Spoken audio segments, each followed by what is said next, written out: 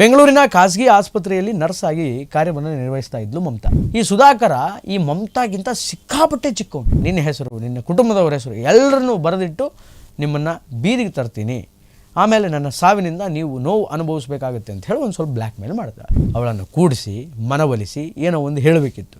ಇಲ್ಲ, ಲವ್ ಮಾಡಿದ ತಪ್ಪಿಗೆ ಅವಳನ್ನೇ ಮದುವೆ ಆಗಬೇಕಿತ್ತು. ಕೊಲೆ ಮಾಡೋ ರೇಂಜಿಗೆ ಹೋಗಿ ಕೊಲೆ ಮಾಡಿ ಈಗ ನಾನು ಮರ್ಯಾದೆ ಉಳಿಸ್ಕೊಳ್ತೀನಿ ಅಂದರೆ ಈಗೇನು ಮರ್ಯಾದೆ ಉಳಿತು ನಿಂದು?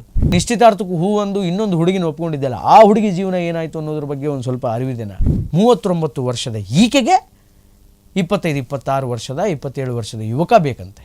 ಕಾಮದ ಹೆಸರಿಗೆ ಪ್ರೀತಿ ಅನ್ನುವಂತಹ ಹೆಸರಿನ ಟ್ಯಾಗ್ ಲೈನನ್ನು ಕಟ್ಟಿ ಇಂತಹ ನೀಚ ಕೆಲಸವನ್ನು ಮಾಡ್ತಾರೆ.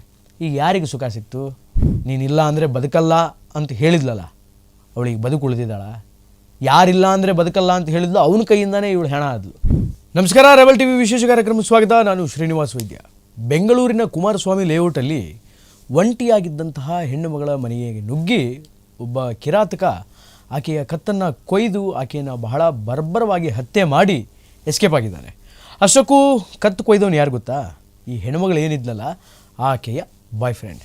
ಆದ್ದರಿಂದನೇ ಅವನಿಗೆ ಈಗ ಕಿಲ್ಲರ್ ಬಾಯ್ ಫ್ರೆಂಡ್ ಅನ್ನುವಂತಹ ಟ್ಯಾಗ್ ಲೈನ್ ಬಂದುಬಿಟ್ಟಿದೆ. ಅಷ್ಟಕ್ಕೂ ಅವನು ಯಾಕೆ ಅವಳನ್ನು ಮರ್ಡರ್ ಮಾಡ್ದ, ಅವಳನ್ನು ಯಾಕೆ ಅವನು ಕತ್ತು ಕೊಯ್ದು ಸಾಯಿಸ್ದ ಅನ್ನುವಂತಹ ವಿಚಾರದ ಬಗ್ಗೆ ಒಂದು ಸ್ವಲ್ಪ ನಾನು ನಿಮಗೆ ಹೇಳ್ತೇನೆ. ಆಕೆ ಇನ್ನೂ ಮದುವೆ ಆಗಿರಲಿಲ್ಲ. ಆಕೆ ಹತ್ರ 39 ವರ್ಷ. ಆಕೆಯ ಹೆಸರು ಮಮತಾ ಅಂತ. ಬೆಂಗಳೂರಿನ ಖಾಸಗಿ ಆಸ್ಪತ್ರೆಯಲ್ಲಿ ನರ್ಸ್ ಆಗಿ ಕಾರ್ಯವನ್ನು ನಿರ್ವಹಿಸ್ತಾ ಇದ್ಲು ಮಮತಾ. ಆ ಮಮತಾಳಿಗೆ ಸುಧಾಕರ್ ಅನ್ನುವಂಥ ಒಬ್ಬ ಹುಡುಗನ ಜೊತೆ ಸ್ನೇಹ ಬೆಳೆಯುತ್ತೆ. ಸ್ನೇಹ ಹೋಗ್ತಾ ಹೋಗ್ತಾ ಹೋಗ್ತಾ ಪ್ರೀತಿಯಾಗಿ ಕನ್ವರ್ಟ್ ಆಗುತ್ತೆ. ಅದು ಎಲ್ಲಿವರೆಗೂ ಅವರ ಪ್ರೀತಿ ಬೆಳೆಯುತ್ತೆ ಅಂತಂದರೆ ಮದುವೆಯ ಹಂತಕ್ಕೆ ಬಂದು ಮದುವೆ ಮಾಡಿಕೊಳ್ಬೇಕು ಅನ್ನುವಂತಹ ಹಂತಕ್ಕವರೆಗೂ ಅವರೊಬ್ಬರ ಪ್ರೀತಿ ಅನ್ನುವಂಥದ್ದು ಬರುತ್ತೆ. ಆದರೆ ಸುಧಾಕರನ ಮನೆಯಲ್ಲಿ ಏನಾಗುತ್ತೆ ಅಂತಂದರೆ ದಿಢೀರನೇ ವಯಸ್ಸಾಯಿತು, ಎಷ್ಟು ದಿನ ನೀನು ಹೀಗೆ ಇರ್ತೀಯ, ಮದುವೆ ಆಗು ಅಂತ ಹೇಳಿ ಒಂದು ಹುಡುಗಿಯನ್ನು ಹುಡುಕಿ ಒಂದು ಹುಡುಗಿಯನ್ನು ಸುಧಾಕರನಿಗೆ ಕೊಟ್ಟು ಮದುವೆ ಮಾಡಬೇಕು ಅನ್ನುವಂತಹ ನಿರ್ಧಾರವನ್ನು ಸುಧಾಕರನ ಮನೆಯವರು ಮಾಡ್ತಾರೆ. ಯಾವಾಗ ಸುಧಾಕರನ ಮನೆಯವರು ಸುಧಾಕರನಿಗೆ ಒಂದು ಹುಡುಗಿ ಹುಡುಕಿದ್ದಾರೆ, ಮದುವೆ ಮಾಡೋದಕ್ಕೆ ತುದಿಗಾಲಲ್ಲಿ ನಿಂತಿದ್ದಾರೆ, ಅದಕ್ಕೆ ಸುಧಾಕರನ ಒಪ್ಪಿಗೆಯೂ ಇದೆ ಅನ್ನುವಂಥದ್ದು ಗೊತ್ತಾಗುತ್ತೋ, ಆಗ ಮಮತಾ ಏನು ಮಾಡ್ತಾಳೆ ಅಂತಂದರೆ ಸುಧಾಕರನಿಗೆ ಒಂದು ಮಾತನ್ನು ಹೇಳ್ತಾಳೆ. ನೋಡಪ್ಪ, ನೀನು ನನ್ನ ಜೀವನದ ಜೊತೆ ಎಲ್ಲ ಆಟ ಆಡಬೇಡ, ಆಯಿತಾ? ನೀನು ನನ್ನ ಪ್ರೀತಿ ಮಾಡಿದೀಯ ತಾನೇ, ನನ್ನ ಮದುವೆ ಆಗು. ಇನ್ನೊಂದು ವಿಚಾರ ಏನು ಅಂತಂದರೆ, ಈ ಸುಧಾಕರ ಈ ಮಮತಾಗಿಂತ ಸಿಕ್ಕಾಪಟ್ಟೆ ಚಿಕ್ಕವನು. ಸಿಕ್ಕಾಪಟ್ಟೆ ಅಂದರೆ ಸಿಕ್ಕಾಪಟ್ಟೆ ಚಿಕ್ಕವನು. ಆ ಮಮತಾಗೆ 39 ವಯಸ್ಸು, ಇವನಿಗೆ ಒಂದು 27, 28 ವಯಸ್ಸನ್ನು ಕಳಿ, ಒಂದು 10 ವರ್ಷ ಚಿಕ್ಕವನಿರ್ಬೋದು ಈ ಸುಧಾಕರ. ಆದರೆ ಮಮತಾ ಚಿಕ್ಕವಳು ಅನ್ನುವಂತಹ ಮಮತಾಳ ಮುಂದೆ ನಾನು ಚಿಕ್ಕವನು ಅನ್ನುವಂತಹ ವಿಚಾರ ಪಾಪ ಸುಧಾಕರಿಗೆ ಗೊತ್ತೇ ಇರಲಿಲ್ಲ. ಅವಳಿಗೆ 39 ವಯಸ್ಸು ಅಂತಲೇ ಅನ್ನಿಸ್ತಾ ಇರಲಿಲ್ಲ. ಆಂಟಿಯನ್ನು ಹುಡುಗಿ ಅನ್ಕೊಂಡ್ಬಿಟ್ಟಿದ್ದಾನೆ ಪಾಪ ಇವನು, ಆಯಿತಾ? ಅವಳು ಅಷ್ಟು ವಯಸ್ಸಾದಂಥವಳು ಅನ್ನುವಂತಹ ವಿಚಾರ ಕೂಡ ಗೊತ್ತಿಲ್ಲ.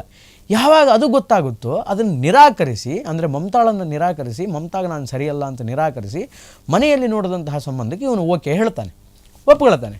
ಯಾವಾಗ ಮನೆಯಲ್ಲಿ ನೋಡಿದಂತಹ ಸಂಬಂಧಕ್ಕೆ ಅವನು ಓಕೆ ಹೇಳ್ತಾನೋ ಆ ವಿಷಯ ಮಮತಾಳಿಗೆ ಗೊತ್ತಾಗಿ ಮಮತಾ ಸುಧಾಕರನ್ನು ಕರೆಸಿ ಹೇಳ್ತಾಳೆ, ನೀನು ನನ್ನ ಜೊತೆ ಆಟ ಆಡಬೇಡ, ನನ್ನ ಲೈಫ್ ಜೊತೆ ಆಟ ಆಡಬೇಡ, ಮದುವೆ ಆಗ್ತೀನಿ ಅಂತ ಹೇಳಿದ್ದೆ ತಾನೇ, ನಾನು ಲವ್ ಮಾಡಿದೆಯಾ ತಾನೇ, ನಾನು ಲವ್ ಮಾಡು, ನನ್ನ ಮದುವೆ ಆಗು. ಒಂದು ವೇಳೆ ನೀ ಏನಾದರೂ ನನ್ನ ಮದುವೆ ಆಗದಿದ್ದರೆ ನಾನು ಆತ್ಮಹತ್ಯೆ ಮಾಡ್ಕೊಳ್ತೀನಿ. ಆತ್ಮಹತ್ಯೆ ಮಾಡಿಕೊಂಡು ನಿನ್ನ ಹೆಸರು, ನಿನ್ನ ಕುಟುಂಬದವರ ಹೆಸರು ಎಲ್ಲರನ್ನೂ ಬರೆದಿಟ್ಟು ನಿಮ್ಮನ್ನು ಬೀದಿಗೆ ತರ್ತೀನಿ, ಆಮೇಲೆ ನನ್ನ ಸಾವಿನಿಂದ ನೀವು ನೋವು ಅನುಭವಿಸಬೇಕಾಗುತ್ತೆ ಅಂತ ಹೇಳಿ ಒಂದು ಸ್ವಲ್ಪ ಬ್ಲ್ಯಾಕ್ ಮೇಲ್ ಮಾಡ್ತಾಳೆ. ಸರಿ ಆಯಿತು, ಏನು ಮಾಡಬೇಕು ಅಂತ ಹೇಳಿ ಒಂದು ಸ್ವಲ್ಪ ಚಿಂತೆ ಮಾಡೋದಕ್ಕೆ ಪ್ರಾರಂಭ ಮಾಡಿದ ಸುಧಾಕರ ಏನು ಮಾಡ್ತಾನೆ ಅಂತಂದರೆ, ಮಾಡಬಾರ್ದು ಕೆಲಸ ಮಾಡಿಬಿಡ್ತಾನೆ. ಅವಳು ಆತ್ಮಹತ್ಯೆ ಮಾಡ್ಕೊಳ್ತೀನಿ ಅಂತ ಹೆದರಿಸಿದ್ದಾಳೆ. ಒಂದು ವೇಳೆ ಏನಾದರೂ ಅವಳು ಆತ್ಮಹತ್ಯೆ ಮಾಡ್ಕೊಂಡ್ಬಿಟ್ರೆ ನಾಳೆ ನಾನು, ನನ್ನ ಕುಟುಂಬ ಎಲ್ಲರೂ ರೋಡಿಗೆ ಬಂದುಬಿಡಬೇಕಾಗುತ್ತೆ, ಎಲ್ಲರೂ ಬೀದಿ ಪಾಲಾಗಿಬಿಡ್ತೀವಿ ಅಥವಾ ಜೈಲು ಪಾಲಾಗಿಬಿಡ್ತೀವಿ. ಆದ್ದರಿಂದ ಸೈಲೆಂಟಾಗಿ ಹೆಂಗಾದರೂ ಮಾಡಿ ಅವಳನ್ನು ಮುಗಿಸ್ಬಿಟ್ರೆ ಆಯಿತು ಅಂತ ಹೇಳಿ ಇವನು ಅವಳೇ ಸಾಯ್ತಿದ್ಲು ಅಂತ ಹೇಳಿದ್ಲು. ಇವಳು ಅವಳೇ ಸಾಯೋದು ಬೇಡ, ನಾನೇ ಸಾಯಿಸ್ಬಿಟ್ರೆ ಆಯಿತು, ಯಾರಿಗೆ ಗೊತ್ತಾಗಲಾರ್ದಂಗೆ ಅಂತ ಹೇಳಿ ಒಂಟಿಯಾಗಿದ್ದಂತಹ ಈಕೆಯ ಮನೆಗೆ ಹೋಗ್ತಾನೆ. ಆ್ಯಕ್ಚುಲಿ ಮಮತಾ ಆಕೆಯ ಗೆಳತಿಯೊಂದಿಗೆ ಸೇರಿಕೊಂಡು ಒಂದು ಮನೆ ಮಾಡಿರ್ತಾಳೆ ಕುಮಾರಸ್ವಾಮಿ ಲೇಔಟ್ ಹತ್ರ. ಆಕೆಯ ಗೆಳತಿ ರಜೆಯ ನಿಮಿತ್ತ ಊರಿಗೆ ಹೋಗಿರ್ತಾಳೆ, ಮನೆಯಲ್ಲಿ ಇವಳು ಒಬ್ಬಳೇ ಇರ್ತಾಳೆ. ಅದನ್ನು ಅಬ್ಸರ್ವ್ ಮಾಡಿದಂತಹ ಆಕೆಯ ಕಿಲ್ಲರ್ ಬಾಯ್ ಫ್ರೆಂಡ್ ಸುಧಾಕರ ಒಬ್ಬಳೇ ಇದ್ದಂಥ ಸಂದರ್ಭದಲ್ಲಿ ಮನೆಗೆ ಹೋಗಿ ಆಕೆಯ ಕತ್ತನ್ನು ಕುಯ್ದು ಭಾಳ ಬರ್ಬರವಾಗಿ ಹತ್ಯೆಯನ್ನು ಮಾಡ್ತಾನೆ. ಇದು ಬೆಳಗಿನ ಜಾವ, ಅಂದರೆ ಈ ಇನ್ಸಿಡೆಂಟ್ ಆಗಿರೋದು ಡಿಸೆಂಬರ್ 24ನೇ ತಾರೀಕು. ಡಿಸೆಂಬರ್ 25ನೇ ತಾರೀಕು ಪೊಲೀಸರ ಗಮನಕ್ಕೆ ಬರುತ್ತೆ. ಡಿಸೆಂಬರ್ 26ನೇ ತಾರೀಕು ಇದು ಸುಧಾಕರನೇ ಮಾಡಿರೋದು ಅನ್ನುವಂತಹ ವಿಚಾರ ಗೊತ್ತಾಗುತ್ತೆ. ನಮ್ಮ ಪೊಲೀಸರು ಇದನ್ನೆಲ್ಲ ಭಾಳ ಬೇಗ ಇನ್ವೆಸ್ಟಿಗೇಟ್ ಮಾಡಿ ಹಿಡಿದು ಬಿಡ್ತಾರೆ. ಯಾಕೋ ನೀನು ಅವಳನ್ನು ಮರ್ಡರ್ ಮಾಡಿದೆ ಅಂತಂದಾಗ ಸುಧಾಕರ ಹೇಳಿದ್ದಿದ್ದು, ನಾನು ಅವಳನ್ನು ಮದುವೆ ಆಗಲ್ಲ ಅಂತಂದೆ, ಆದರೆ ಅವಳು ನಾನು ಸತ್ತು ಹೋಗಿಬಿಡ್ತೀನಿ, ಆತ್ಮಹತ್ಯೆ ಮಾಡ್ಕೊಳ್ತೀನಿ ಅಂತ ಹೆದರಿಸಿದ್ಲು, ನಿಮ್ಮ ಕುಟುಂಬವನ್ನೆಲ್ಲ ಬೀದಿಗೆ ತರ್ತೀನಿ ಅಂತ ಬ್ಲ್ಯಾಕ್ ಮೇಲ್ ಮಾಡಿದ್ಲು. ಒಂದು ವೇಳೆ ಹಾಗಾದರೆ ಕುಟುಂಬದ ಮಾನ ಮರ್ಯಾದೆ ಎಲ್ಲ ಹರಾಜಾಗುತ್ತೆ, ನಾನು ನನ್ನ ತಂದೆ ತಾಯಿ ಎಲ್ಲರೂ ಜೈಲು ಪಾಲಾಗ್ತೀವಿ, ಆದ್ದರಿಂದ ಹಂಗೆ ಆಗೋದು ಬೇಡ ಅಂತ ಹೇಳಿ ನಾನೇ ಸ್ಮೂತಾಗಿ ಅವಳನ್ನು ಮುಗಿಸ್ಬಿಡೋಣ ಅಂತ ಪ್ಲ್ಯಾನ್ ಮಾಡಿ ಅವಳನ್ನು ಕೊಂದೆ ಅಂತ ಹೇಳ್ತಾನೆ ಈ ಮಹಾನುಭಾವ ಕಿಲ್ಲರ್ ಬಾಯ್ ಫ್ರೆಂಡ್ ಸುಧಾಕರ. ಮತ್ತು ಈಗ ಜೈಲಿಗೆ ಹೋಗಲಾರ್ದೆ ಎಲ್ಲಿಗೆ ಹೋದೆಪ್ಪ ಮಹಾನುಭಾವ? ಕೊಲೆ ಮಾಡಿ ಸಿಗ್ಗಾಕೊಂಡು ಜೈಲಿಗೆ ಹೋಗದೆ ಎಲ್ಲಿಗೆ ಹೋದೆ? ಅವಳನ್ನು ಕೂಡಿಸಿ ಮನವೊಲಿಸಿ ಏನೋ ಒಂದು ಹೇಳಬೇಕಿತ್ತು, ಇಲ್ಲ ಲವ್ ಮಾಡಿದ ತಪ್ಪಿಗೆ ಅವಳನ್ನೇ ಮದುವೆ ಆಗಬೇಕಿತ್ತು. ನೀನು ಅದನ್ನು ಬಿಟ್ಟು ಕೊಲೆ ಮಾಡೋ ರೇಂಜಿಗೆ ಹೋಗಿ ಕೊಲೆ ಮಾಡಿ ಈಗ ನಾನು ಮರ್ಯಾದೆ ಉಳಿಸ್ಕೊಳ್ತೀನಿ ಅಂದರೆ ಈಗೇನು ಮರ್ಯಾದೆ ಉಳಿತು ನಿಂದು? ಈಗೇನು ಸ್ವಾಮಿ ಮರ್ಯಾದೆ ಉಳಿತು ನಿಂದು? ನಿಂದೇನು ಮರ್ಯಾದೆ ಉಳಿತು? ನಿಮ್ಮಪ್ಪ ಅಮ್ಮನ ಮರ್ಯಾದೆ ಏನು ಉಳಿತು? ಅಟ್ಲೀಸ್ಟ್ ಅವಳೇ ಏನೋ ಸೂಸೈಡ್ ಮಾಡ್ಕೊಂಡಿದ್ರೆ ನೀನು ನಿಮ್ಮಪ್ಪ ನಿಮ್ಮಮ್ಮ ಎಲ್ಲರೂ ಜೀವಂತವಾಗಿ ಜೈಲಲ್ಲಿ ಇರ್ತಿದ್ರೆ ಅಟ್ಲೀಸ್ಟ್. ಈಗ ನೀನು ಜೈಲಲ್ಲಿ, ನಿಮ್ಮಪ್ಪ ಅಮ್ಮ ಹೊರಗಡೆ, ನಿಮ್ಮಪ್ಪ ಅಮ್ಮನ ನೋಡ್ಕೊಳ್ಳೋರು ಯಾರು, ಸಾಕೋರು ಯಾರು, ಸಲಹೋರು ಯಾರು, ಮುಂದಿನ ಪರಿಸ್ಥಿತಿಗಳೇನು? ನೀನು ಜೈಲಿಂದ ಒಂದು ವೇಳೆ ಈ ಕೇಸಿಂದ ಏನೋ ಜಾಮೀನು ಸಿಕ್ಕೋ ಅಥವಾ ಏನೋ ಮತ್ತೊಂದು ಮಗದೊಂದಾಗಿ ಹೊರಗಡೆ ಬಂದಮೇಲೆ ಸಮಾಜ ನೀನು ನೋಡೋ ರೀತಿ ಏನು? ಇದನ್ನೆಲ್ಲ ಆಲೋಚನೆ ಮಾಡಿದೆಯಾ? ಅಥವಾ ನಿಶ್ಚಿತಾರ್ಥಕ್ಕೂ ಹೂವೊಂದು ಇನ್ನೊಂದು ಹುಡುಗಿನ ಒಪ್ಕೊಂಡಿದ್ದೆಲ್ಲ, ಆ ಹುಡುಗಿ ಜೀವನ ಏನಾಯಿತು ಅನ್ನೋದ್ರ ಬಗ್ಗೆ ಒಂದು ಸ್ವಲ್ಪ ಅರಿವಿದೆನಾ? ಆ ಹುಡುಗಿ ಕುಟುಂಬ ಏನಾಯಿತು ಅನ್ನೋದ್ರ ಬಗ್ಗೆ ಅರಿವಿದೆನಾ? ಏನಿಲ್ಲ. ಕೋಪದ ಕೈಯಲ್ಲಿ ಬುದ್ಧಿ ಕೊಡೋದು, ಇಂಥ ನೀಚ್ ಕೆಲಸ ಮಾಡೋದು.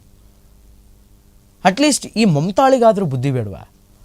ಇಲ್ಲ ಕಣೋ, ನೀನು ನನಗಿಂತ ಚಿಕ್ಕವನು, ನನಗಿಂತ 10 ವರ್ಷ ಚಿಕ್ಕವನು, ನೀನು 10-11 ವರ್ಷ ಚಿಕ್ಕವನು, ನನಗೂ ನಿನಗೂ ಸೆಟ್ ಆಗಲ್ಲ, ಹೋಗೋ, ನನ್ನ ಪಾಡಿಗೆ ನಾನು ಇದ್ದೀನಿ. ಆ ಅಮ್ಮ 39 ವರ್ಷ ಆದರೂ ಅದು ಯಾಕೆ ಮದುವೆ ಆಗಿರಲಿಲ್ಲ ಗೊತ್ತಿಲ್ಲ, ಅದು ಆಕೆಯ ಪರ್ಸ್ನಲ್ ವಿಚಾರ. ಆದರೆ ಅದನ್ನು ಹೇಳ್ಕೋಬೋದಿತ್ತು, ನೋಡು ನನಗೆ ಇಷ್ಟು ವರ್ಷ ವಯಸ್ಸು, ನಾನು ಇಷ್ಟಾದರೂ ಇನ್ನೂ ಮದುವೆ ಆಗಿಲ್ಲ, ಯಾಕಾಗಿಲ್ಲ, ಅದಕ್ಕೊಂದು ಕಾರಣ ಇದೆ, ಹಾಗೆ ಹೀಗೆ ಅಂತ ಹೇಳಿಕೊಂಡು ಸುಧಾಕರನ ಸೈಡಿಗೆ ತಳ್ಳಿದ್ದಿದ್ರೂ ಇಷ್ಟು ರಾಧಾ ಅಂತ ಅವಾಂತರಗಳು ಆಗ್ತಿರಲಿಲ್ಲ. 39 ವರ್ಷದ ಈಕೆಗೆ 25-26 ವರ್ಷದ 27 ವರ್ಷದ ಯುವಕ ಬೇಕಂತೆ.